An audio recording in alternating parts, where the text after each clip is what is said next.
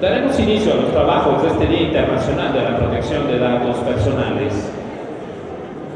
Agradecemos el acompañamiento de la licenciada Mireya González Corona, comisionada ciudadana del Instituto de Transparencia, Acceso a la Información Gubernamental y Protección de Datos Personales del Estado de Hidalgo.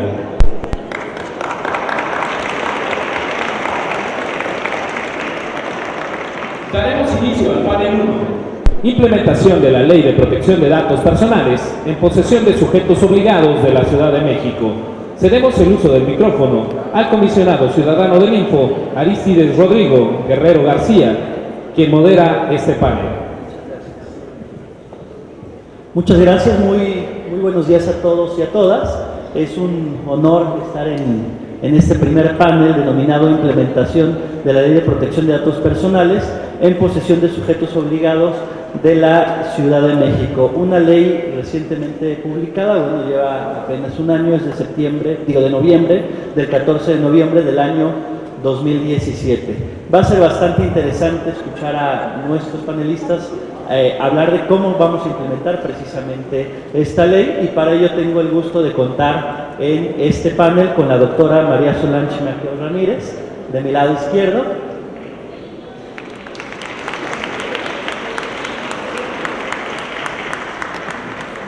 con la doctora Isabel Dávara Fernández de Marcos, de mi lado derecho, y con el doctorando Alfonso Oñate Laborde, también de mi lado derecho. Inicio la presentación de nuestra primera panelista, la doctora María Solange Maqueo Ramírez. Es egresada de la Escuela Libre de Derecho y tiene un doctorado en el programa Estado de Derecho y Políticas Públicas por la Universidad de Salamanca, España. Su área de especialidad es el derecho a la privacidad y la protección de datos personales, así como el análisis de políticas públicas con efectos redistributivos. Actualmente es miembro del Comité Científico de la editorial Tirano Blanche, ediciones de la Universidad de Salamanca, España, del Consejo Editorial de la Revista Académica de Estudios en Derecho y en la Información, del Instituto de Investigaciones Jurídicas de la UNAM, del Comité Editorial para la Colección de Ensayos para la Transparencia, del Instituto de Acceso a la Información Pública y Protección de Datos Personales del Distrito Federal y del Consejo Consultivo Borde Político Asociación Civil. Asimismo, es profesora investigadora en la División de Estudios Jurídicos del CIDE y miembro del Sistema Nacional de Investigadores SNI. Bueno, dentro de sus artículos publicados se encuentra Protección de Datos Personales, Privacidad y Vida Privada, la inquietante búsqueda de un equilibrio global necesario, estándares y recomendaciones para la protección de datos personales en el cómputo en la nube, su aplicación al caso del Registro Nacional de Víctimas en México, entre otras publicaciones. Cedo el uso de la palabra a la doctora y muchas gracias por acompañarnos. Muchísimas gracias, comisionado. De verdad, quiero agradecer al instituto, quiero felicitar también al instituto por su nueva integración del pleno. Agradezco sin lugar a dudas por la generosa invitación para participar en este día tan importante en conmemoración del día de ayer, que es el Día Internacional de la Protección de Datos Personales. Para dar inicio, quisiera hacer un poquito de historia en relación con algunos antecedentes. Como saben, realmente el derecho a la protección de datos personales en nuestro país no es un derecho nuevo, sin embargo, parte de la normatividad sí lo es, y está a la vanguardia e implica importantes retos para su implementación. Desde su recepción en nuestro país, que podríamos decir una recepción donde me parece que no teníamos visualizadas las implicaciones de lo que estábamos haciendo, la Ley Federal de Transparencia y Acceso a la Información Pública Gubernamental del 2002, lo cierto es que era un capítulo, uno de los objetivos perdidos en la ley, y donde era un derecho que no se tenía advertidas las potencialidades que representaba y el interés que iba a cobrar a nivel internacional y nacional. Sin lugar a dudas, bueno, ya había un importante avance tecnológico, ya estábamos en la era digital en ese entonces, pero no se advertían los graves riesgos o problemas que teníamos que afrontar con este avance tecnológico. Casos, por ejemplo, como el de Cambridge Analytica, casos como Pegasus, las filtraciones masivas de bases de datos con información personal de servidores públicos en Alemania, el incremento de suicidios entre jóvenes, vinculado, aunque todavía no hay datos duros, pero se suele vincular a la utilización de redes sociales, en fin, una serie de cuestiones pues que nos alertan no solo de los riesgos de la tecnología, así como tiene beneficios, también tiene riesgos, sino que además pues ponen en el eje de interés a nivel internacional y nacional el derecho a la protección de datos personales. Desde ese entonces hasta la fecha, ya con la reforma constitucional, por ejemplo, del 2007, es una reforma que se suele mencionar poco, pero esta reforma constitucional, sin lugar a dudas, sienta un paso o una base importantísima para lo que tenemos ahora. Y es, al haber establecido el derecho a la protección de datos personales en la Constitución, está distinguiendo este derecho frente al derecho a la vida privada. Este es un paso que también pasa inadvertido, pero que de alguna manera establece, por un lado, la protección de datos personales a la par del derecho a la vida privada previamente ya consagrado en nuestra norma fundamental. Para este entonces, con motivo de esta reforma constitucional, la inercia fue muy importante, tiene repercusiones no solo a nivel federal, sino también a nivel estatal. Y en el caso del llamado entonces Distrito Federal, bueno, pues la Ley de Protección de Datos Personales del 2008, que es una ley sin lugar a dudas vanguardista, es una ley pionera que introduce de alguna manera aspectos muy relevantes para la protección de las personas respecto de los responsables del tratamiento del sector público. Como los propios asambleístas reconocieron en su momento, esta ley se aboca exclusivamente al sector público, pensando en la necesidad de una federalización por lo que hace al sector privado. Posteriormente, con la reforma constitucional del 2009, bueno, que da origen entonces sí a la Ley Federal de Protección de Datos Personales en posesión de los particulares, pero que además reconoce a nivel constitucional el derecho a la protección de datos personales como un derecho fundamental en toda forma, como un derecho humano, e introduce específicamente los derechos ARCO, los derechos de acceso, rectificación, cancelación y oposición. Posteriormente, la reforma constitucional del 2014, que da paso posteriormente a la Ley General de Protección de Datos Personales en posesión de sujetos obligados, y debo decirlo, tardíamente, pero llegó la Ley de Protección de Datos Personales de la Ciudad de México. Si se dan cuenta, pues este recorrido lo que nos está de alguna manera demostrando, pues es que hemos caminado hacia adelante.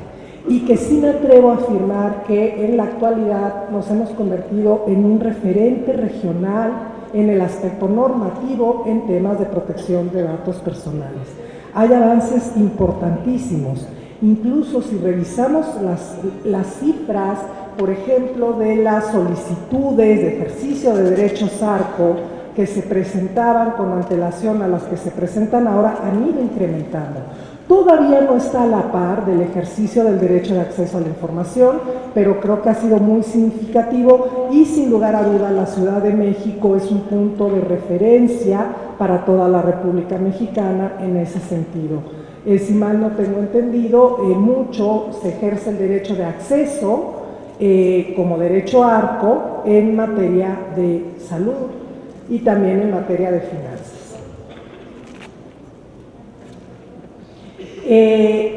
Me toca hablar un poquito sobre la implementación del marco normativo. Antes de, cuando pensamos en implementación, ¿a qué nos estamos refiriendo?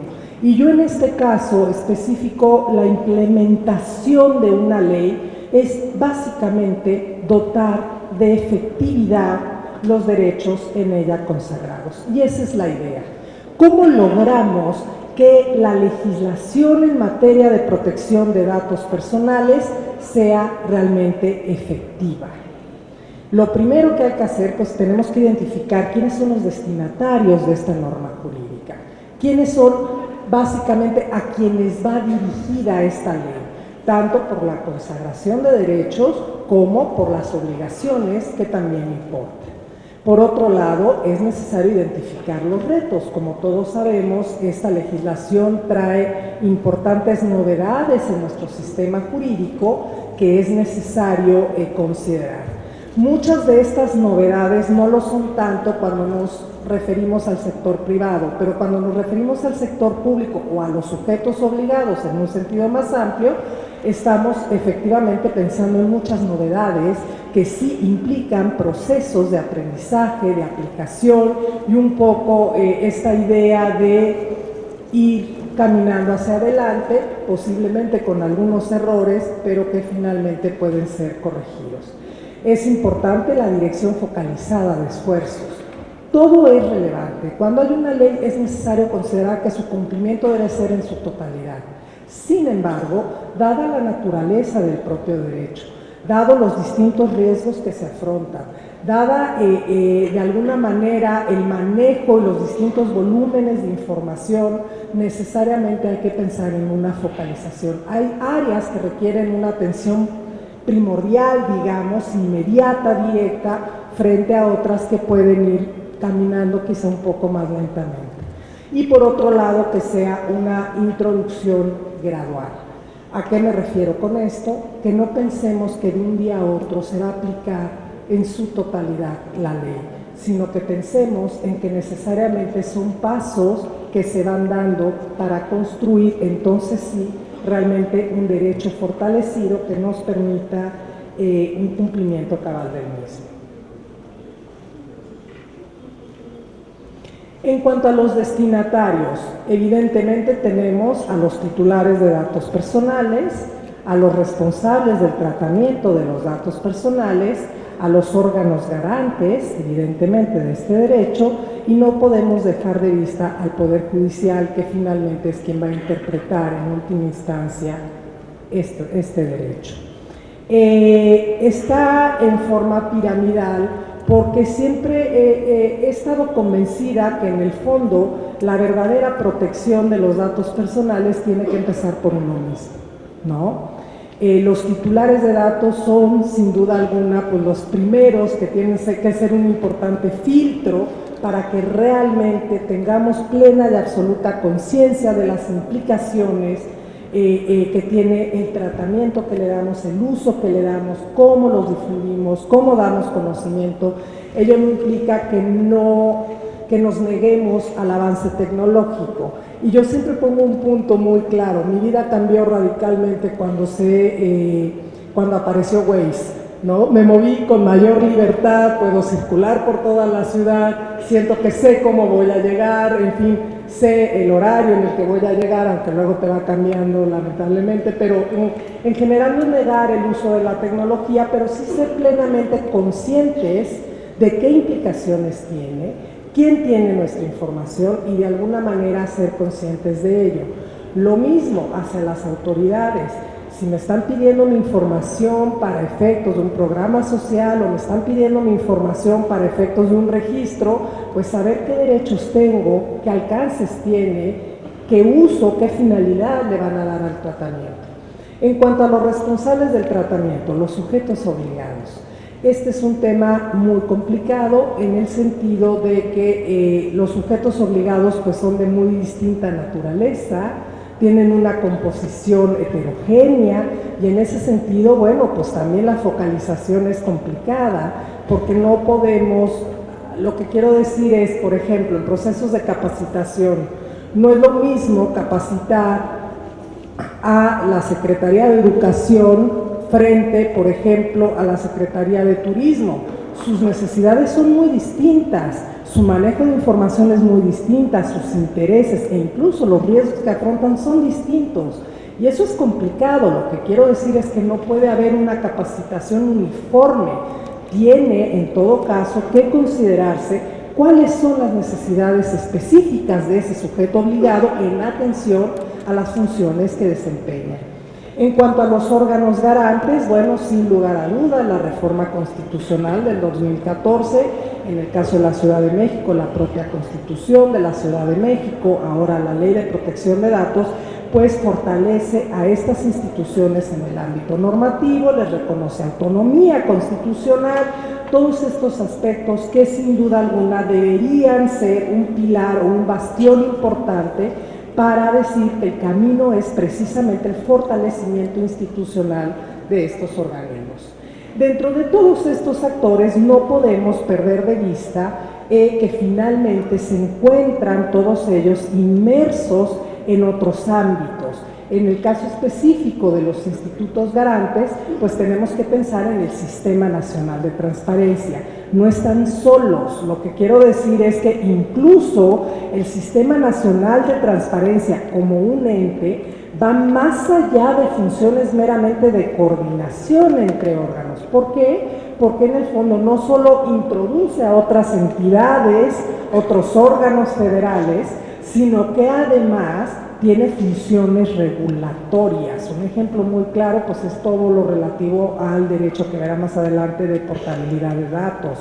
Esto significa que el Sistema Nacional de Transparencia de alguna manera va un poco más allá de lo que tradicionalmente se había considerado con la configuración de sistemas para derechos concurrentes.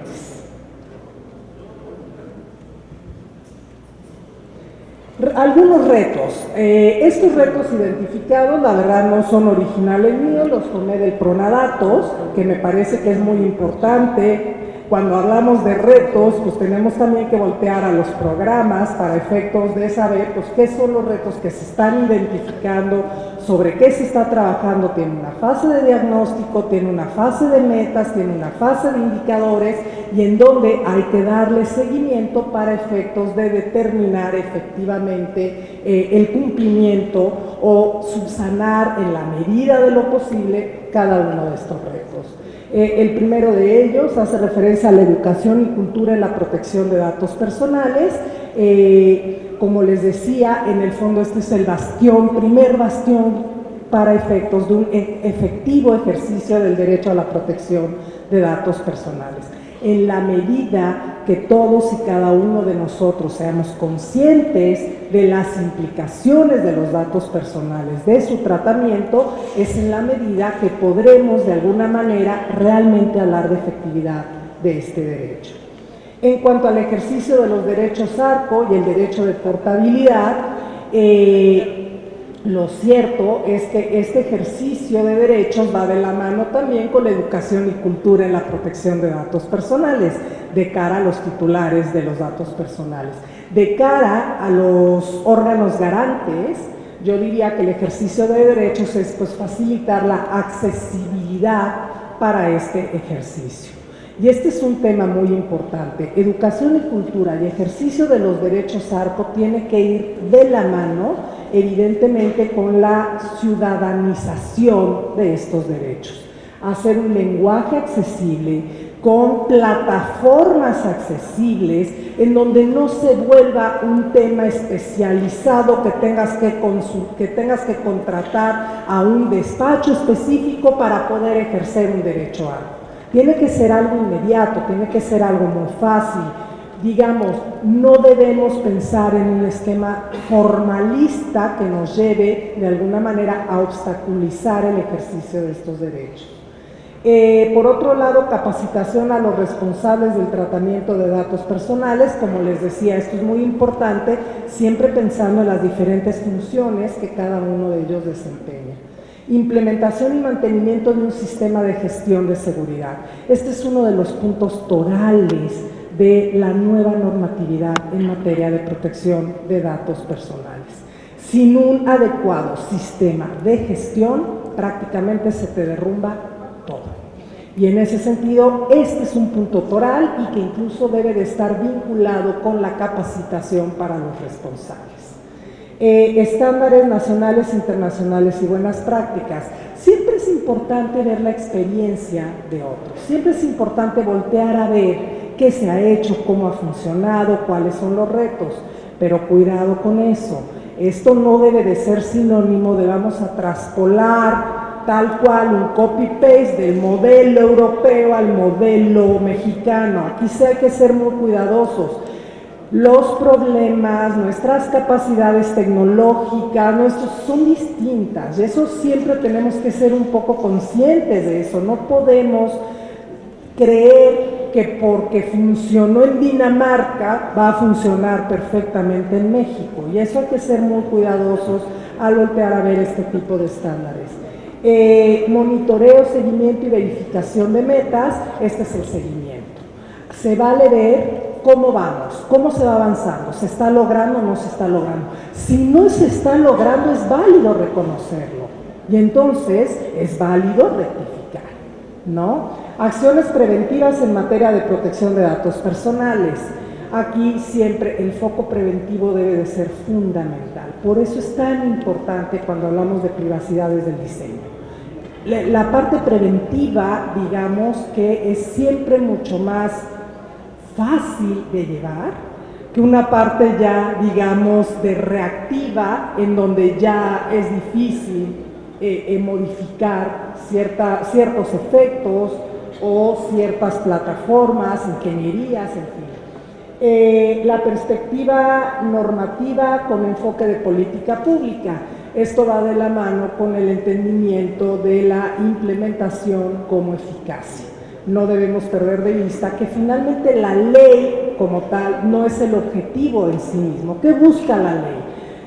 La ley lo que busca es la efectividad de un derecho. Esa es la idea. No es un reconocimiento, no es retórica, es la efectividad, en este caso, del derecho a la protección de datos personales. Pero para que sea efectivo, pues evidentemente todo va encaminado a la construcción de políticas públicas que permitan esa efectividad. En el fondo, todos estos retos pues deben de considerar como elementos la priorización, la interrelación entre ellos. No son retos aislados, son retos compartidos que pueden ir relacionados entre sí, y la gradación.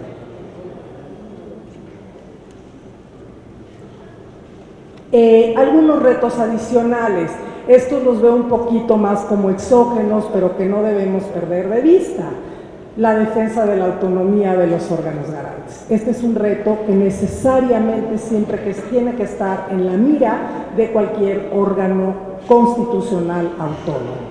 Las inercias suelen ser complicadas, las presiones políticas suelen ser complicadas, en fin, lo que voy es que la autonomía siempre debe de estar como uno de los puntos torales de los órganos constitucionales autónomos, porque en el fondo pues esa es su función y para eso se les concedió ese carácter. Asignación de recursos públicos, volvemos a un problema exógeno.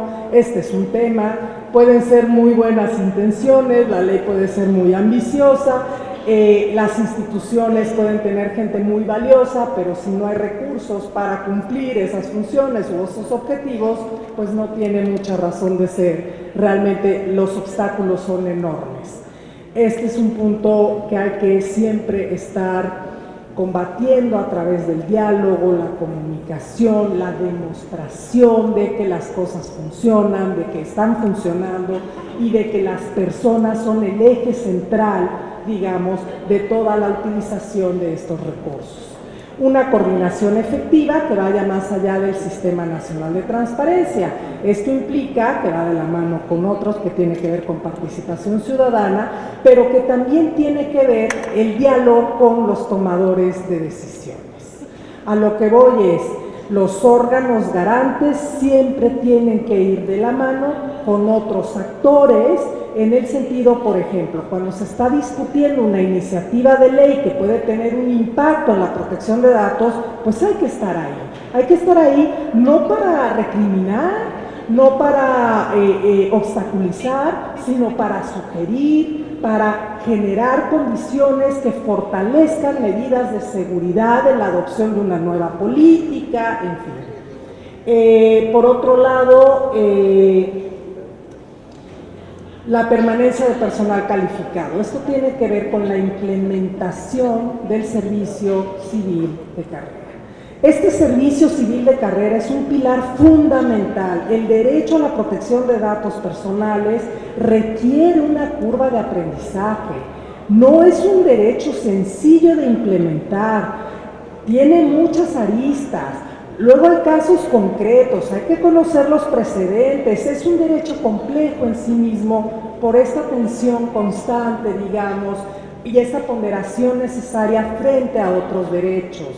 Realizar, por ejemplo, análisis de impacto a la protección de datos no es algo sencillo. La identificación de riesgos, la valoración de esos riesgos, en fin, se ha vuelto algo, digamos, que sí requiere una curva de aprendizaje y que en el momento en que no tenemos un servicio civil de carrera, por ejemplo, los sujetos obligados, pues es terrible. Tu propio proceso de capacitación se entorpece radicalmente porque logras capacitar a miles de funcionarios públicos, pero resulta que al año siguiente son otros servidores públicos que nuevamente hay que capacitar. Entonces tiene que ir de la mano en las dos vías.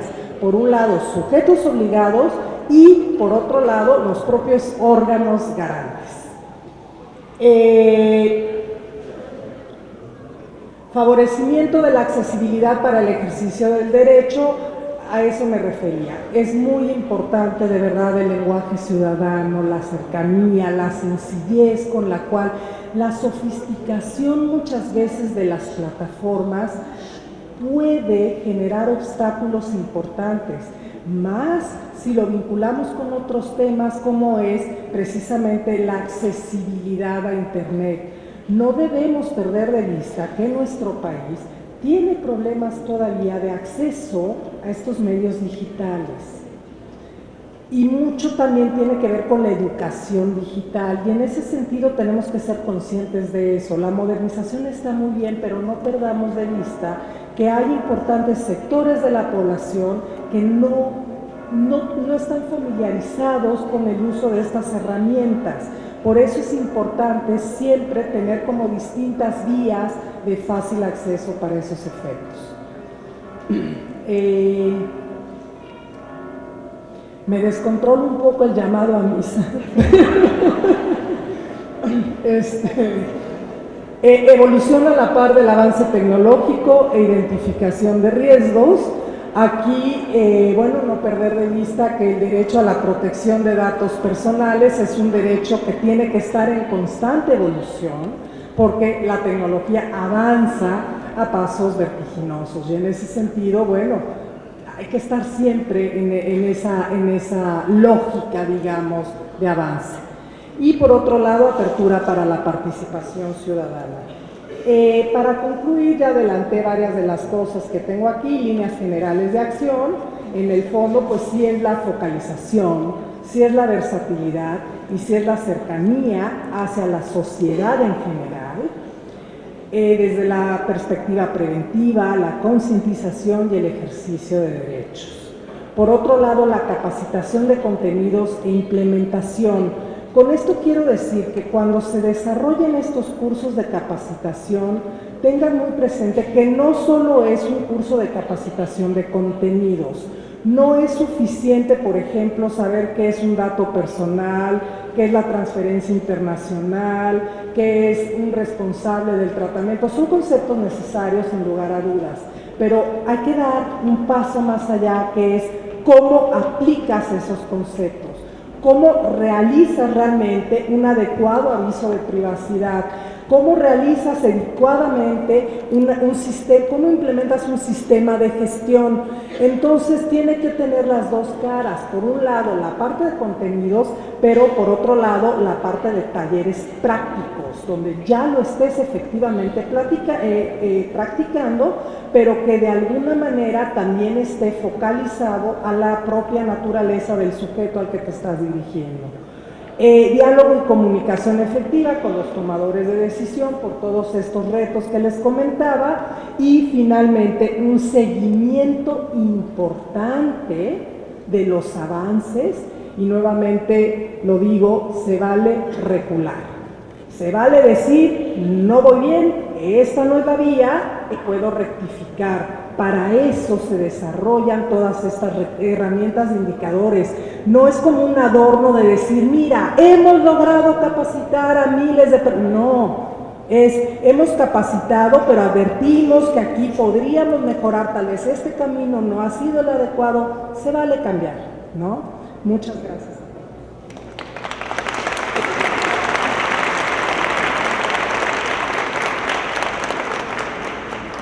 Bueno, agradecemos mucho la participación y bastante información importante e interesante precisamente para la implementación de la norma. Rescato algunos aspectos del panel. Nos platicó la doctora acerca de algunos antecedentes: reforma constitucional del año 2007, reforma constitucional de 2009 y por último la reforma constitucional del año 2014. Resaltó la importancia de la implementación de una norma novedosa en la Ciudad de México y a partir de lo que estamos viviendo y lo que se ha estado dando en el mundo, Cambridge Analytica, desgraciadamente los indicadores respecto a suicidios de jóvenes, probablemente muchos de ellos vinculados por las redes sociales. Asimismo, nos platicó mucho acerca de los estándares, los retos, y dentro de estos retos los estándares nacionales e internacionales. Dentro de los nacionales, dentro de los internacionales, si bien nos platicaba, muchas veces no trasladar un modelo completamente, sin tocar algunos elementos que pudieran ser útiles para nuestro país. Y un elemento que a mí me gustaría rescatar mucho es el estándar intranacional, es decir, qué podríamos nosotros adoptar de otras entidades federativas. Sí, mucho se ha dicho, el Info Ciudad de México ha sido referente para otras entidades federativas, pero también nosotros como Info Ciudad de México tenemos ese reto de ver qué están haciendo bien otras entidades federativas para a su vez tratar de implementarlo en la Ciudad de México, a partir de las propias particularidades de la Ciudad de México. Dentro de los retos nos habló de la educación, la cultura, el ejercicio de la capacitación, la implementación, el monitoreo, el seguimiento, las acciones preventivas. Las acciones preventivas son bastante importantes, así como la capacitación, porque a partir de una buena capacitación es como podemos nosotros precisamente implementar estas acciones preventivas. Y sobre todo en la capacitación destaco un elemento que nos compartió la doctora, que es el qué, pero también el cómo. No únicamente conocer la ley, sino cómo vamos a implementar precisamente la ley. Una participación bastante nutrida y bastante interesante, y que yo tomé bastante nota porque como comisionados y como comisionadas pues va a ser importante implementar la propia norma. Muchísimas gracias, doctora. A continuación, otro aplauso a la doctora. Muchísimas gracias. Muchísimas gracias, doctora. A continuación voy a dar el uso de la palabra a la doctora Isabel Davara Fernández de Marcos, quien es abogada y socia del despacho Davara Abogados, especialistas en Derecho de las Tecnologías de la Información y Comunicaciones. Asimismo, forma parte del Consejo y es presidenta del Comité de Comercio Electrónico para Latinoamérica en la sección Ciencia y Tecnología de la American Bar Association. En la Universidad Pontificia Comillas de España de Madrid estudió Derecho, Ciencias Económicas y Empresariales, y también hizo un doctorado en Derecho.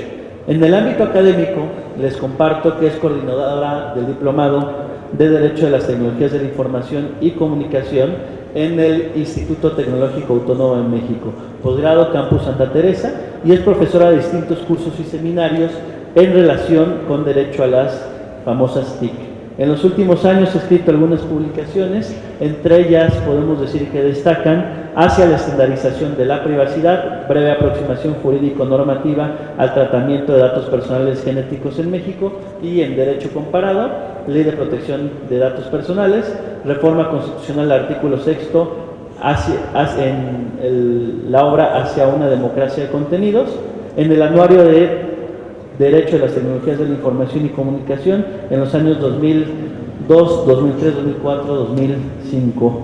Eso, entre otras obras y publicaciones que ha escrito la doctora Isabel Davara Fernández, a quien les pido que recibamos con un fuerte aplauso.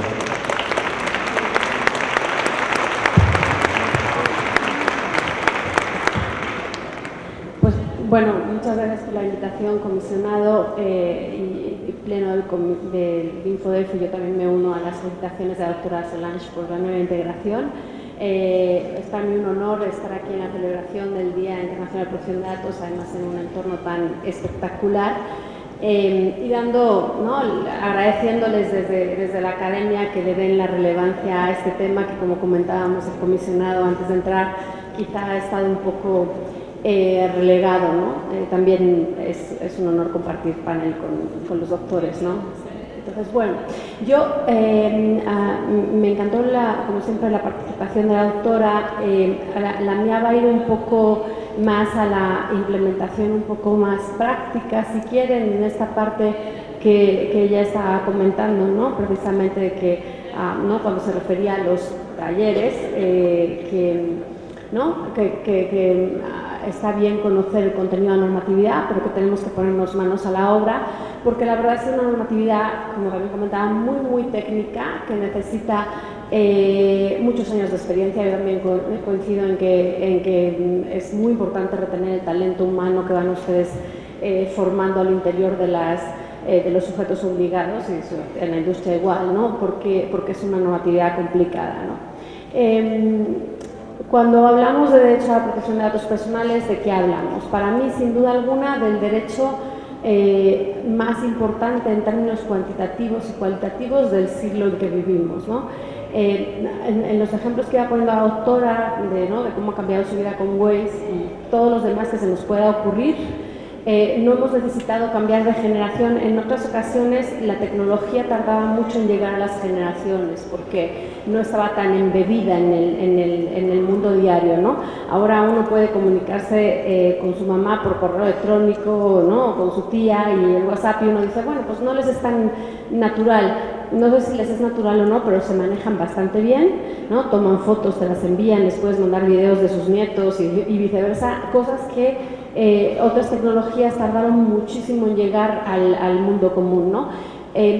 Yo recuerdo algún estudio de hace 20 o 25 años en el que, al hablar de la introducción del comercio electrónico, lo que hicieron las empresas y las dependencias y los gobiernos en un primer momento fue apostar mucho por los sitios web manejados desde plataformas y desde computadoras, vaya, ¿no? Desecharon en un primer momento el celular, ¿no?, porque les parecía que no era el mecanismo adecuado para implementar sus comercios electrónicos, ¿no? Hoy en día, quienes hayan manejado alguna vez o les hayan preguntado sobre el sitio web se dan cuenta de que lo primero que te dicen es: tiene que tener versión celular, se tiene que ver en celular, ¿no? Porque ya la gente cada vez más depende de este celular, ¿no? Y además cada vez, ¿por qué son más grandes? Porque tienen que ser cómodos para que hagas tu vida desde ahí, ¿no? Entonces, ese es un ejemplo de cómo, y les decía lo del comercio electrónico porque se empezaron a dar cuenta, y esto es hace 20 años, que parece un siglo, pero normalmente no sería algo tan viejo, se empezaron a dar cuenta que había un montón de comercio electrónico real por SMS. Yo sé que los SMS ahora les parecen muy viejos, pero estamos hablando de 10, 15 años en el que todo el mundo mandábamos mensajes de texto en vez de utilizar WhatsApp.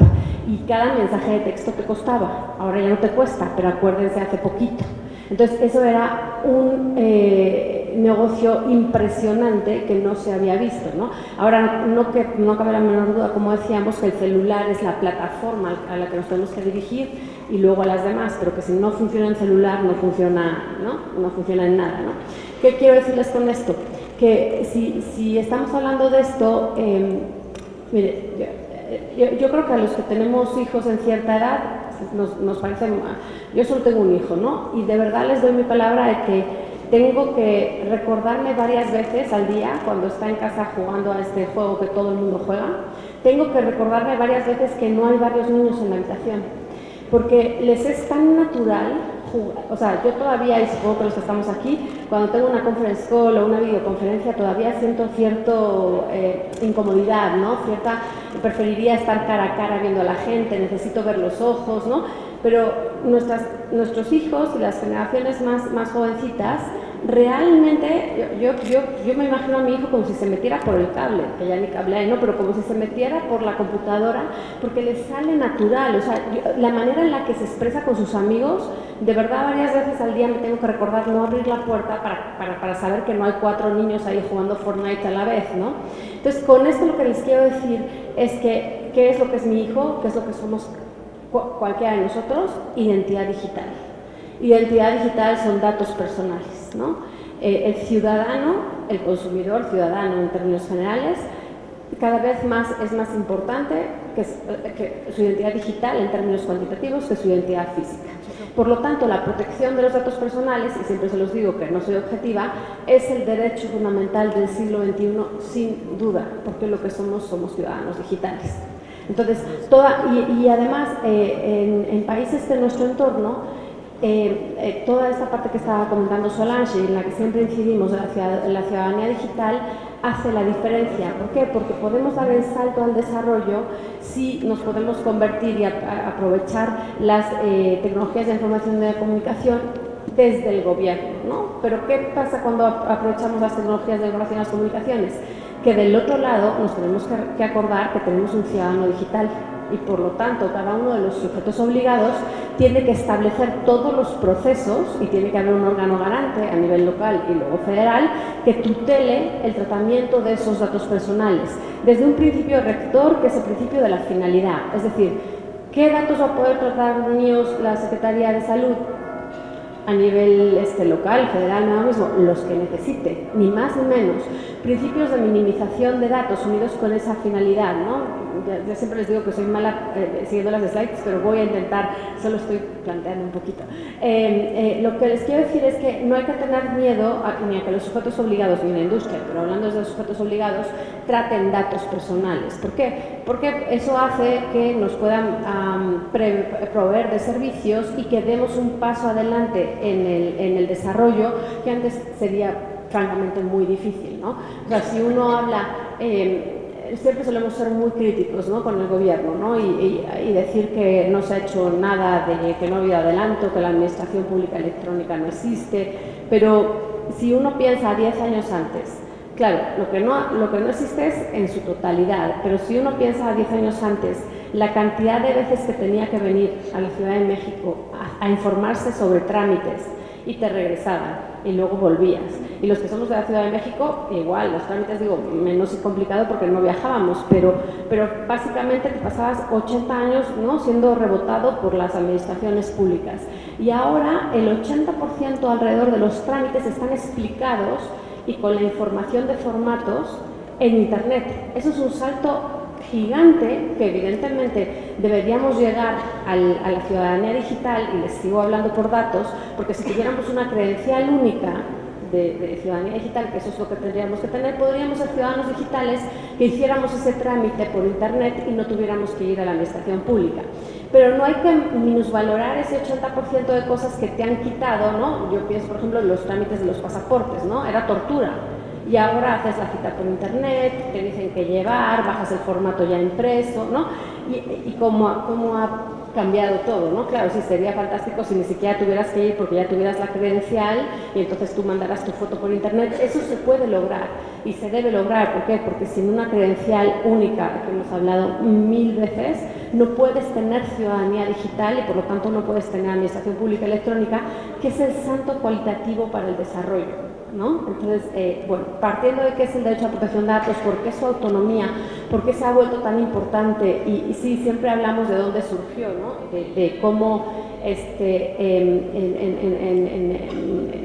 en regímenes dictatoriales de la segunda mitad del siglo XX se utilizaban estas listas de personas para llevarlas a campos de concentración, y por qué es esencial que el ciudadano no sea tratado, sus datos no sean tratados de una manera ilícita. Pero eso podemos, sin llegar al extremo de ese exterminio, podemos ver un montón de tratamientos en el que un tratamiento inadecuado de datos puede verte, puedes ver negado el ejercicio de tus derechos, ¿no? Entonces, ¿qué es lo que es el derecho a protección de datos? Es un derecho autónomo, independiente, universal, inalienable, irrenunciable, imprescriptible, indivisible. Tiene su propia entidad. Además, ¿no?, en los países en los que lo reconocen como tal, con estas reformas constitucionales que ha mencionado y el desarrollo reglamentario que ha mencionado la doctora, se constituye con su propia independencia por la importancia que tiene en términos prácticos, como estábamos hablando. Es personalísimo, no se lo puedo dar a nadie, ¿no? Otra cosa es que alguien lo puede ejercer en mi nombre en caso de minoría de edad o incapacidad de derecho. Pero bueno, claro que es un derecho que no es absoluto, como estaba hablando el comisionado, pero ojo, y la doctora creo que lo mencionó, pero ojo, hay veces, y eso creo que nos ha pasado en México, como se ha puesto siempre en contraposición al derecho a acceso a la información pública, se le ha querido pensar como que siempre está en contraposición, y la verdad es que no. Hay muy pocas veces que está, y cuando lo está, pues yo lo veo más como un complemento, y cuando lo está se hace una prueba de interés del daño, de interés público, una prueba del daño de interés público, y ahí vamos, ¿no? Pero de verdad hay muy pocos casos en los que uno pueda decir que el derecho a protección de datos, digo cuantitativamente hablando, sobre todo en el sentido de que ha querido entenderse que así era, que siempre es un límite a otro, ¿no? Es un derecho que evidentemente puede verse en equilibrio con otros, como casi todos los derechos, ¿no? Ayer lo decía el ministro Cosío, ¿no? Y así es cierto. Sí existe algún derecho absoluto, pero muy poquitos. Por ejemplo, el derecho a no ser torturado, ¿no? Ni siquiera en situaciones de guerra se reconoce el derecho a ser torturado. Pero lo importante es recordar que este derecho enraiza con la libertad y con la dignidad humana, porque si no, se le tiende a quitar valor, porque se ve como muy técnico, se ve como algo que tratan las máquinas, que evidentemente las tecnologías de la información y la comunicación lo ha impulsado, pero ¿por qué les hice el antecedente histórico? Porque no es de ahora, aunque las primeras leyes en el mundo fueron de los 70, pero no es de ahora. Evidentemente la tecnología de información lo impulsa, ¿no? Y además lo vemos hoy en día en todos, ¿no? Ahora deben ser las 11:30 de la mañana, les aseguro que han hecho ustedes ya 20 o 30 tratamientos de datos sin ser ustedes, por lo menos, sin ser ustedes conscientes. Y entonces, volviendo un poco a la comparación con el derecho a acceso a la información, y les digo, yo nunca soy objetiva, pero ¿cuántos de ustedes han hecho hoy una solicitud de acceso a la información pública? ¿Cuántos han hecho alguna en su vida? ¿No? Porque nos quejamos mucho, pero ¿cuántos hemos hecho una solicitud de acceso a la información pública? Además de que mi opinión es que el acceso a la información pública debería tender hacia gobierno abierto y a transparencia proactiva, no a que el ciudadano te lo pida, sino tú darlo, y lo que no esté está reservado y ya vemos. Entonces, en cambio esto, les digo, la doctora pensaba en el Waze, ya 5 minutos, qué triste. La doctora pensaba en el Waze, pero piensen ustedes todas las veces que lo han usado. Bueno, entonces como solo son 5 minutos, yo tenía aquí trámites y servicios que se usan, en el que se usan datos personales. No sé muy bien, me dijeron que como al frente, pero o yo lo hago muy mal o no. Ok, bueno, quería ir como a la parte de implementación, que es mucho más adelante. ¿A dónde tengo que apuntar, perdón? A la esquina. Sí, así no, ¿verdad? Gracias. Pues bueno, algunas de las cosas, pero fíjense ustedes, ¿no? ¿Qué pienso yo que tendrían que hacer para implementar todas las leyes de sujetos obligados? ¿Cuáles son los programas? ¿Vale? Porque igual se hace, como mencionábamos, en la industria. Lo que pasa es que llevamos un poquito más de ventaja porque es del 2010 nuestra ley. Pero ¿qué es lo primero que tienen que hacer? Pues tienen ustedes que mirar, y esta es la primera acción y es la más complicada de seguir, los tratamientos que se llevan a cabo en cada dependencia. Y eso lleva un buen rato hacerlo, porque es analizar desde el punto de vista del titular de los datos, que es lo más sencillo, ¿no? Entonces, ¿cómo podemos dividirlo? Por ejemplo, servidores públicos o ciudadanos, ¿no? Y entonces, desde los servidores públicos tienen que empezar ustedes desde cuando alguien se presenta como candidato, qué tiene que hacer y qué tantos datos tratas, hasta cuando ya te haces servidor público, y ahí tenemos toda la parte de que te pagan y toda la de información y transparencia, que yo no estoy muy de acuerdo, eso de 3 de 3 y demás. Desde datos, señores, yo siento que tiene conflictos. Desde datos, no estoy metiéndome en si ustedes son transparentes o no, me parece que puede tener conflictos con derechos de terceros, con dependientes a los que ustedes tengan visto en esas.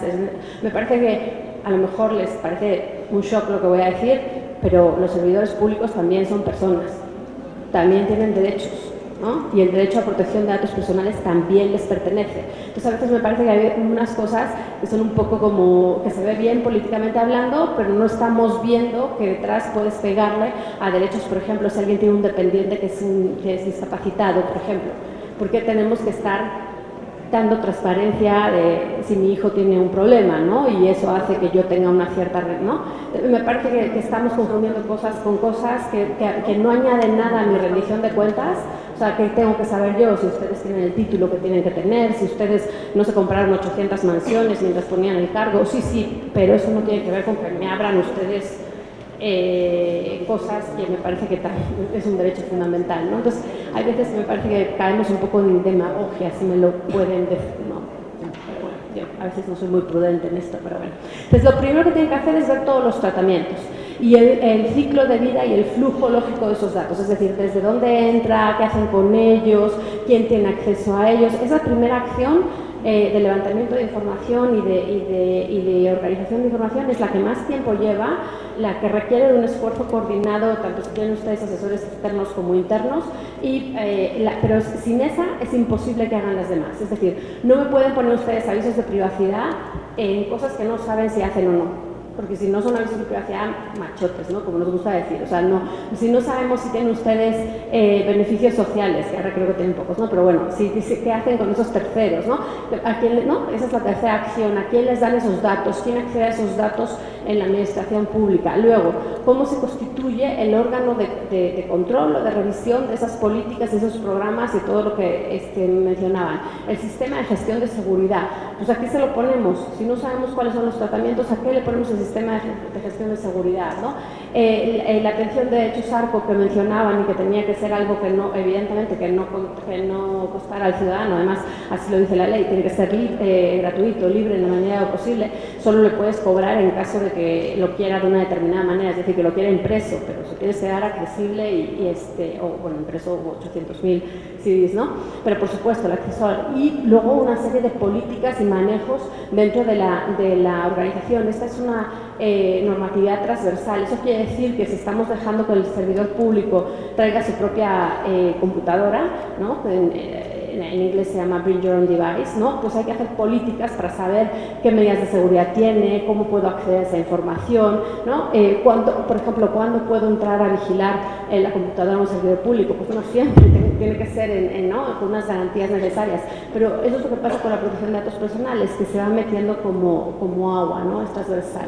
Y esto no se crean, por eso les digo que el talento hay que retenerlo, no se crean que se acaba una vez que lo hace. Ustedes hacen esas acciones que les estaba diciendo la primera vez y luego hay que darle seguimiento. Y si no se da constantemente, eso se queda ahí muerto, porque además la primera vez que uno lo hace, pues te sale una serie de un gap, un hueco entre lo que yo debía hacer, lo que debía tener y lo que tenía. Porque además no hay manera de que una dependencia conteste, por ejemplo, un oficio que le requiera a su órgano garante si no ha hecho esto. Es decir, si yo le pregunto, a ver, ¿cómo obtuvo usted los datos de este ciudadano? ¿Y a quién se los pasó? Y no, pues ¿cómo voy a contestar si no tengo un orden en mi casa? Si no tengo si no he hecho todo esto. Entonces, por eso requiere gente especializada, por eso requiere que pongan ustedes recursos humanos y monetarios en atender este derecho, porque requiere tener muy organizada la dependencia. Y estamos hablando en el sector público de tratamientos de datos gigantescos. Piensen ustedes, ¿no? Salud, educación, son tratamientos de datos. O sea, si han pensado que las empresas teníamos datos, no quiero ni pensarlo, ¿no? O sea, en la cantidad que van a tener que hacer ustedes. Entonces, sí hay que seguir un esquema y seguir dándole seguimiento en los años, en los periodos posteriores, ¿no? Bueno, pues yo para cumplirle más o menos el tiempo, más o menos, pues aquí les dejo porque las conclusiones son un poco seguro las que les he ido diciendo. No pasa pero las conclusiones son eso que necesitan ustedes. Es la última slide, si alguien me ayuda, porfa. Gente especializada, empezar con ello, encontrar los huecos y seguir con este número de acciones. Este es un programa que tenemos, que ya hemos probado en varias dependencias, en varios por supuesto en el sector privado, y es un poco el desarrollo de una PIA, como hablaba la doctora, ¿no? A ver, cada vez que vamos a hacer un tratamiento, ¿qué es lo que va a impactar, ¿no? Y toda esta parte de privacidad por diseño y privacidad por defecto es solo diseñar desde el código, en el sentido de decir, a ver, por ejemplo, ¿no? Yo que sí soy un poco un poco compulsiva en la parte de, ¿no? de todo lo hago por internet, porque la verdad ya lo de ir a las tiendas aburre un montón y además no tiene tiempo uno, ¿no? Bueno, pues ven ustedes cuando uno pone el código postal y la tienda te dice ese código postal no, creo que no es. Eso es desde el diseño haber ayudado a evitar una reclamación posterior. Cada vez que ustedes, por ejemplo, configuran una aplicación y les va diciendo, ¿quieres que te mandemos? ¿Quieres que tomemos la ubicación? Otra cosa es que le digamos que sí a todo porque pensemos que no va a funcionar, pero es que nosotros también tenemos que tener la diligencia de saber qué estamos haciendo y de saber que se nos hace muy fácil que nos dirija alguien y no sabemos lo que le estamos dando, ¿no? Y en este último sentido, ya para cerrar, creo que va a ser muy importante la economía colaborativa entre industria y dependencias, gobierno y gobierno en sí mismo. Cuando hablamos de economía colaborativa nos estamos refiriendo a este tipo de ejercicios que han salido ahora, ahora, ¿no? 5 años, como Uber, como Didi, como Airbnb, ¿no? Que ahora nos parecen muy normales, pero cuando era que te podías elegir cualquier departamento en el mundo y que no fuera un hotel, ¿no? Eso es economía colaborativa entre iguales. La economía colaborativa se ha visto, y me acordé por el ejemplo que ponía la doctora, por ejemplo, en el Ayuntamiento de Colombia contrató a un sistema de estos de economía colaborativa para que le dijera el tráfico de la ciudad, porque ellos tienen muchos más datos, porque van en su plataforma, que cualquiera, ¿no? Y aquí se está haciendo desde empresas de telecomunicaciones, ¿no? Es decir, es que yo sé dónde está la gente, yo sé quién utiliza más, mucho más, para poder decir, bueno, es que la gente me dice dónde está el bache, la gente me dice dónde, ¿no? Entonces, toda esa información, en realidad, esas cosas que parecen gratis, pueden serlo para el usuario, pero alguien las está pagando, algún negocio hay detrás, entonces, en principio, es otro campo que está abierto, ¿no? Muchas gracias.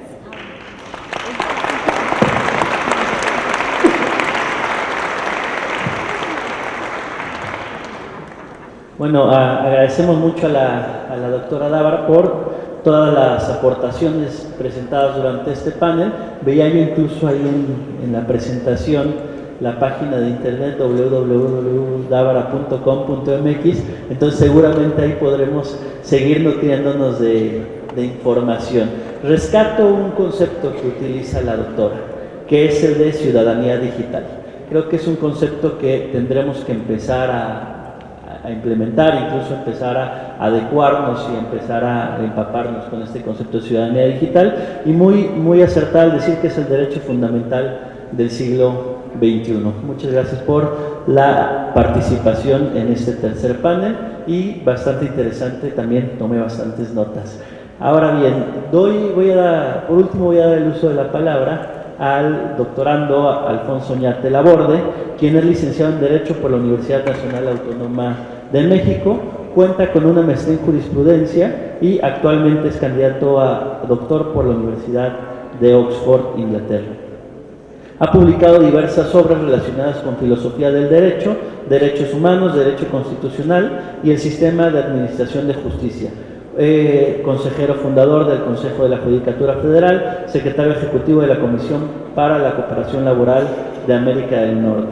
Actualmente es profesor de Filosofía del Derecho y Derecho Constitucional en diversas universidades mexicanas y de Derecho Comparado y Protección de Datos Personales en otras tantas universidades en el extranjero. Actualmente presidente de Research Center for Justice Standards, así como de la Academia Mexicana de Protección de Datos Personales, Asociación Civil, y en materia de protección de datos personales ha impartido diversos cursos y conferencias, entre las que podemos encontrar la maestría en Derecho Constitucional y Derechos Humanos en la Universidad Panamericana, diplomado en protección de datos personales, organizado por la Escuela de Administración Pública, transparencia, acceso a la información pública, rendición de cuentas y protección de datos personales en la Ciudad de México, organizado por la Universidad Autónoma Metropolitana, así como ha sido conferencista de la barra mexicana del Colegio de Abogados. Agradecemos mucho la participación y cedo el uso de la palabra. Muchísimas gracias por la presentación, pero sobre todo agradezco, como ya lo hicieron quienes comparten este panel conmigo, al InfoDF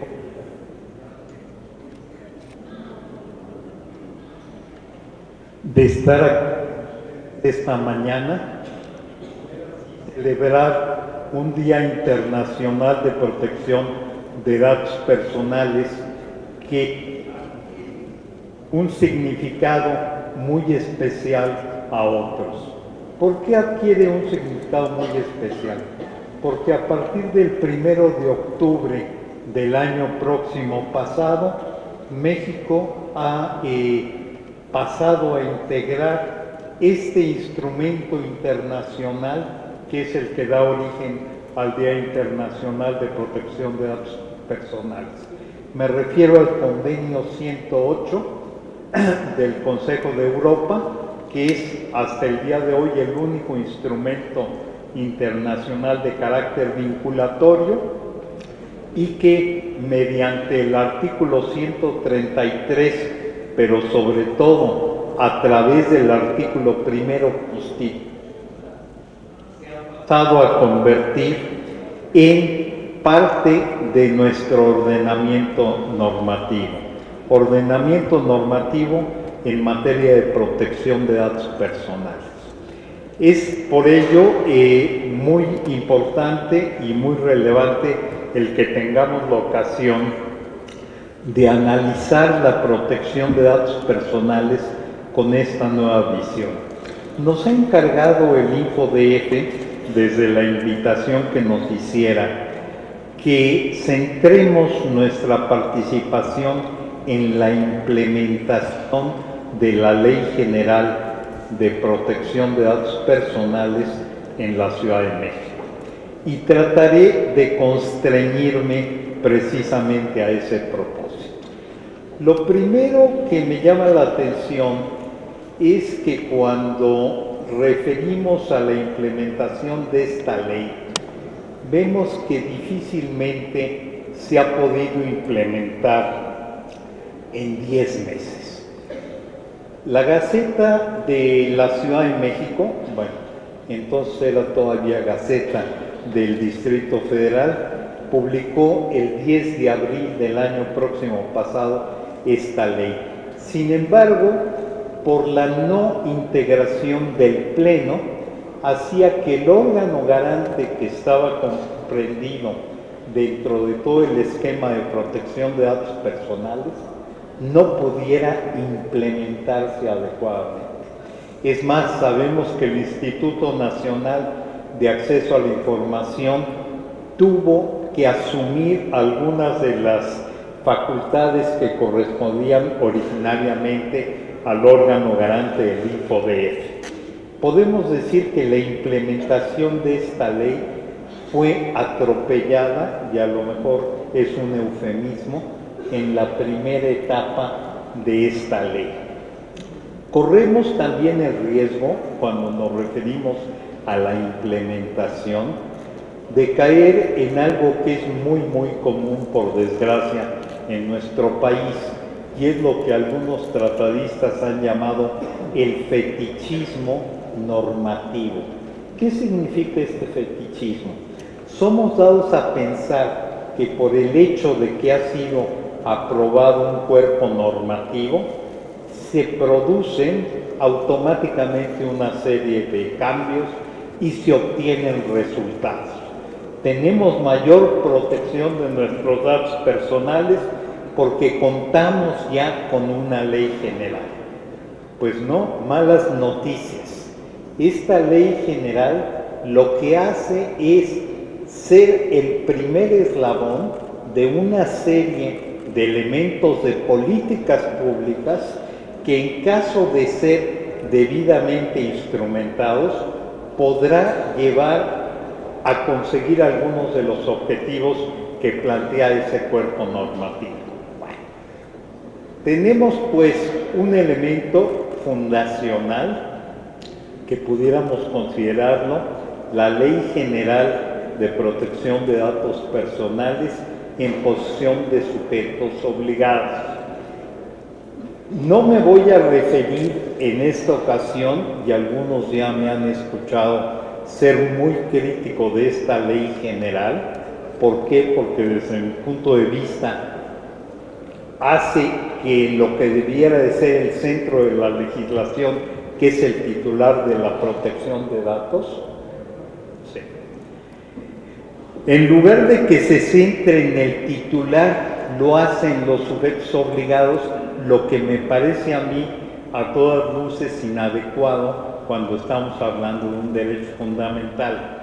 Sin embargo, no me referiré a eso en este caso. Ese primer bloque o elemento que es la Ley General de Protección de Datos Personales en posesión de sujetos obligados se ve secuenciado, se ve seguido por esta ley que se refiere a la Ciudad de México.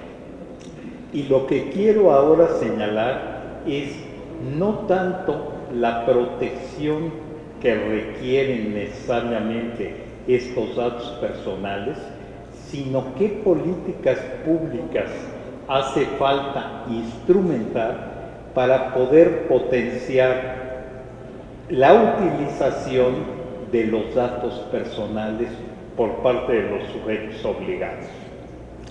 Esto es, los sujetos obligados no solicitan, no recaban, no hacen acopio de datos personales por hobby o por ociosidad. Lo hacen porque requieren precisamente esos datos personales para poder cumplir con la función que les corresponde. Sin embargo, al momento de hacer esta recabación, por inercia muchas veces, no se hacen la pregunta pertinente: ¿necesito o no necesito este dato para la función que debo de cumplir? Y viene precisamente lo que es la otra parte a lo que debiera de ser la privacidad por defecto, a que hacía alusión Isabel Davara, y caemos cuando somos autoridad exactamente en lo contrario. Pide la información, tal vez nos sirva para algo, y como para qué, pues no sabemos, pero tal vez el día de mañana podamos utilizarla. Y entonces empezamos a recabar información de más que no sabemos para qué vamos a utilizar, no sabemos cómo protegerla y guardarla adecuadamente, porque no sabemos para qué puede servir, no sabemos quién puede tener acceso a ella, y muchas veces quien tiene acceso a esa información se vuelven creativos, y no lo digo en sentido despectivo, al revés, tratan de aprovechar, tratan de utilizar, y dicen: hombre, si tenemos esta información, ¿qué tal si hacemos una nueva base de datos en la que podamos emplear esta información? Me voy a referir a un caso concreto que acontece en la Ciudad de México. Durante la jefatura de gobierno de Rosario Robles se recababa una información que hasta el día de hoy se sigue recabando, que tiene que ver con el origen étnico. No me voy a pronunciar de si es correcto o incorrecto. Lo que no sé es cuál es la utilidad de esta información. He escuchado a muchos servidores públicos de esta muy noble y leal Ciudad de México que no saben si esta información se utiliza o no se utiliza. Lo que sí sé es que, de acuerdo con la nueva ley en vigor, este dato es un dato sensible. Sé también, por la misma ley que está en vigor, que este dato sensible requiere de condiciones adicionales y reforzadas para ser recabada y para ser preservada y conservada. Entonces, es un dato que le mete una carga adicional a los sujetos obligados, simple y sencillamente para conservarla en forma adecuada. Quisiera yo pensar que puede tener utilidad, y no quiero que nos pongamos creativos aquí. Evidentemente puedo pensar que desde el punto de vista estadístico puede ser muy útil, pero para el empleo estadístico, la nueva ley a que estamos haciendo referencia también señala que es una utilización lícita. Sí, pero esa utilización lícita para propósitos estadísticos se puede lograr mediante un proceso de disociación. Esto es, una vez que se recaba la información, pensemos en el ejemplo que utilizo sobre origen étnico, puedo disociarla de aquel que me lo proporcionó para poder yo hablar de porcentajes o de números globales respecto al origen étnico de la población que compone a la Ciudad de México. Bueno, este es un ejemplo, simple y sencillamente, de recabación de información que en el momento en el cual alguien lo hizo, quiero pensar de buena fe, no tengo elementos para pensar otra cosa, no estaba tal vez claro de cuál era la utilización que se le iba a dar. Y esto trae por consecuencia una serie de problemas adicionales para los sujetos responsables. Esto me lleva a una situación ulterior. Habíamos visto que en la implementación, gracias a la exposición que hizo María Solange Maqueo, había que focalizar los esfuerzos y habría que hacer una introducción gradual. Esto es, uno de los papeles que va a corresponder al órgano garante es precisamente el orientar estos esfuerzos de implementación para, como ella bien decía, no tratar de abarcarlo todo y mucho menos al mismo tiempo, sino diseñar en la misma forma que trae la propia ley un sistema de verificaciones anual en donde debe de hacer precisamente el órgano garante una programación y una calendarización, tampoco para hacer verificaciones integrales, sino que se focalicen en algunos aspectos que permitan, entre otras cosas, la comparación entre los diversos sujetos obligados.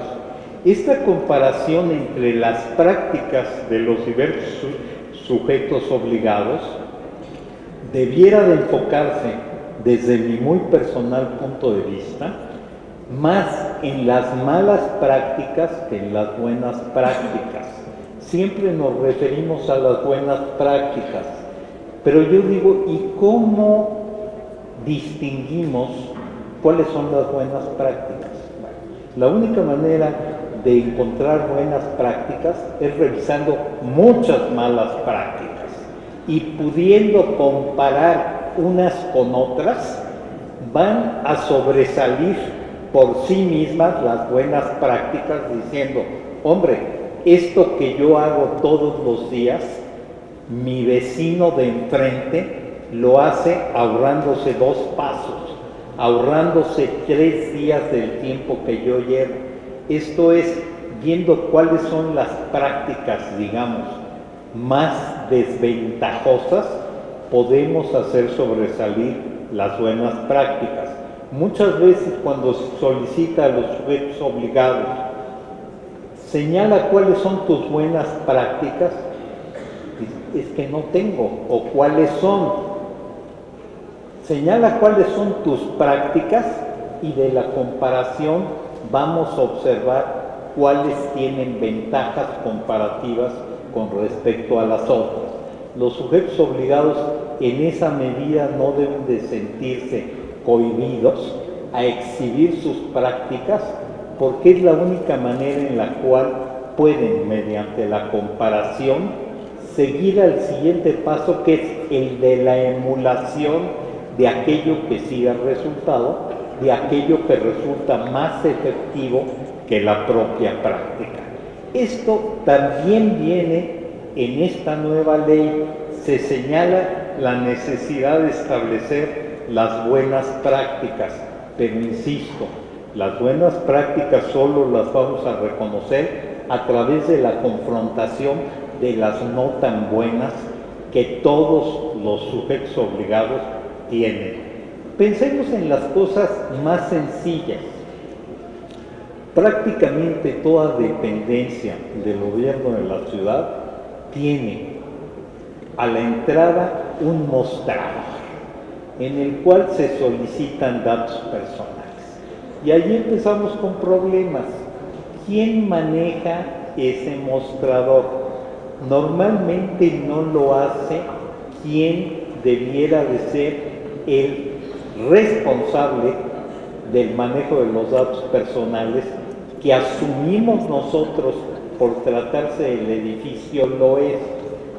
Muchas veces se le encomienda esta función, incluso puedo hablar por el caso del órgano garante que está en la avenida Morena. Hasta el año pasado sucedía tal cosa, en donde no era quien asume uno que es el órgano responsable, quien hace el tratamiento de datos personales. Esa práctica, que corresponde a la mayoría de los sujetos obligados de la Ciudad de México, pudiera ser un punto muy importante de contrastar cuáles son las prácticas efectivas y cotidianas que se hacen, no desde el punto de vista académico, desde el punto de vista teórico o desde el punto de vista normativo, sino efectivamente qué es lo que sucede y por qué sucede. Este es el punto más importante. A lo mejor se le está encomendando a un encargado, y quiero suponer que es encargado, no estoy seguro, habría que analizarlo con mayor detalle, porque no se tienen los suficientes recursos para hacerlo. No quiero decir que esté mal, pero sí habría que hacer algunas cosas adicionales para que ese encargado efectivamente lo sea y exista un documento, sea contractual o algún convenio de otro tipo, con las cláusulas específicas de cuáles son las responsabilidades. Esto absolutamente todos los sujetos obligados de la Ciudad de México lo hacen, y me atrevo a pensar que en la mayoría de los casos tienen, como se dice muy elegante y políticamente correcto, oportunidad de mejora. Bueno, paso a otro ejemplo de oportunidad de mejora que nos proporciona la flamante ley. En el artículo 101, si la memoria me asiste, señala como una de las causas de desechamiento de un recurso de revisión, en su fracción segunda, el que el titular fallezca. Si vemos nosotros unos cuantos artículos antes, pudiera ser el 93 o el 96, señala que además del titular y además del representante legal del titular, puede presentar el recurso de revisión, y señala heredero, albacea o aquel que tenga interés legítimo o interés jurídico de una persona que falleció. Tenemos ahí un problema entre el 101 y este otro, que no me acuerdo exactamente si es 93 o 96, porque aparentemente quien se dice que puede promover el recurso, después nos dicen que es una causa de desechamiento. Pero ¿por qué no nos vamos más allá del formalismo y de la norma y el texto que tiene la norma? Es a todas luces claro que muchas veces la solicitud de acceso a un dato personal o el saber si se tiene el dato personal de alguien recién fallecido es un elemento indispensable para poder hacer otro tipo de trámites. Entonces, con independencia de lo que nos está diciendo la ley y que puede tener muy serios problemas de aplicación, sí se puede, a través de lineamientos y procedimientos que corresponden al órgano orientadores, ver que el problema es de terceros que, ojo, no están ejerciendo un derecho ARCO, porque el derecho a la protección de datos personales corresponde única y exclusivamente al titular, es un derecho personalísimo, pero sí hay terceros que pueden necesitar estos datos personales, entre otras cosas para procesos sucesorios, para obtención de alguna pensión, para obtención de un pago de marcha, en fin, para todo lo que ustedes quieran. ¿Por qué no hacer un procedimiento adecuado sin tratar de meterlo en un recurso, que es el recurso de revisión, que solo puede ser iniciado por el titular o por el representante legal? Pensemos, las hipótesis que tiene ese artículo son absolutamente inviables. En la Ciudad de México, un proceso de sucesión testamentaria, ¿cuánto tiempo se lleva? Simple y sencillamente el obtener del registro de notarías de la Ciudad de México la información de si existe o no otro testamento se lleva un mes. Luego vamos a suponer que sea una sucesión testamentaria. El notario tiene que hacer 2 publicaciones en medios de comunicación de carácter de la localidad o de carácter nacional, que deben de mediar 10 días hábiles entre cada publicación. Bueno, ya estamos hablando ahí de 40 días por lo menos. Y resulta que es un recurso de revisión que debió de haber iniciado el titular. O sea, son hipótesis que trae la ley y, ojo, lo mismo trae la ley general, pero no me quiero referir a la ley general, que son inaplicables. Una de las cuestiones que trae la ley como responsabilidad del órgano garante es levantar estadística de qué tanto se presenta cada tipo de recurso. Si tuviéramos estadística de este tipo de recursos de revisión, puedo yo desde este momento decirles cuál va a ser el resultado. Va a ser 0, porque no se puede llevar a cabo un recurso de revisión. Pero en lugar de asumir esa postura formalista, vayamos a cuál es el problema. El problema que sí tienen los habitantes de la Ciudad de México y que precisamente requiere de una atención que, si lo hacemos desde el enfoque del derecho a la protección de datos personales, no lo vamos a solucionar, entre otras cosas porque el derecho a la protección de datos personales no es susceptible de sucederse. Puede tener un tercero muchos otros derechos, intereses legítimos, pero nunca será un derecho a la protección de datos personales. Por su atención, muchísimas gracias.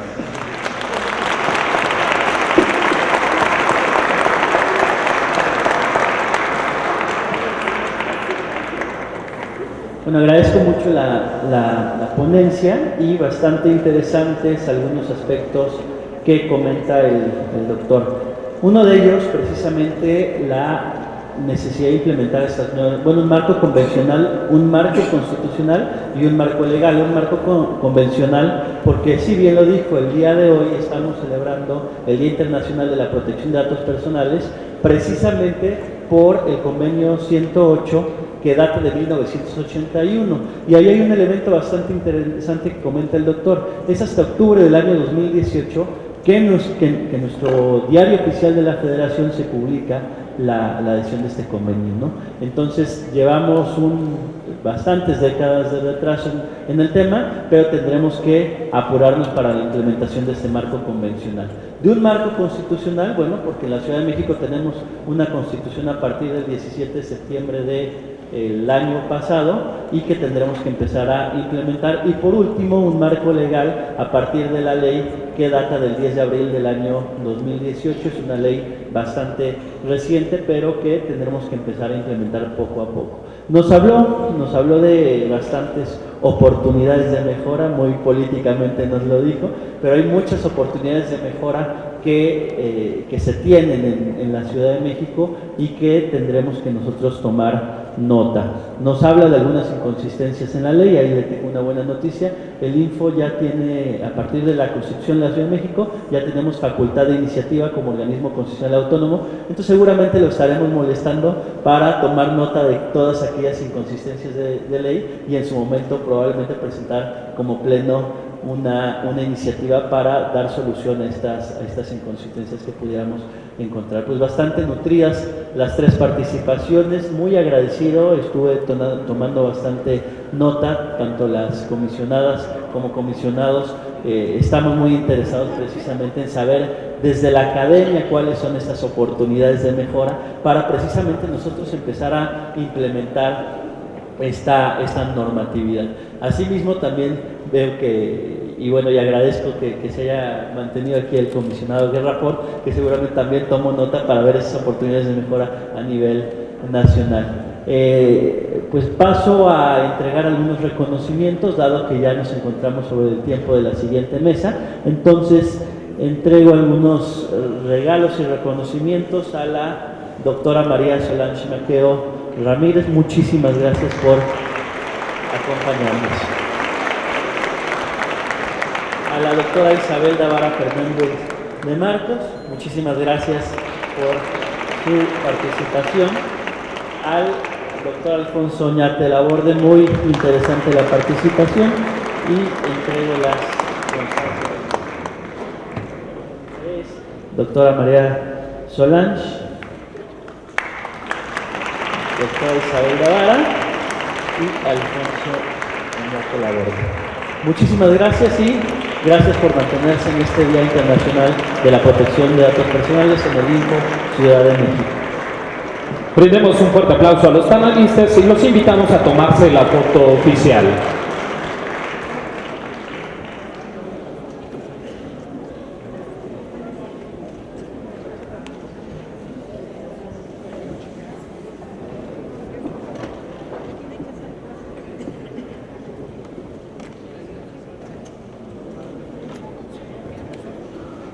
Despidámoslos con un fuerte aplauso.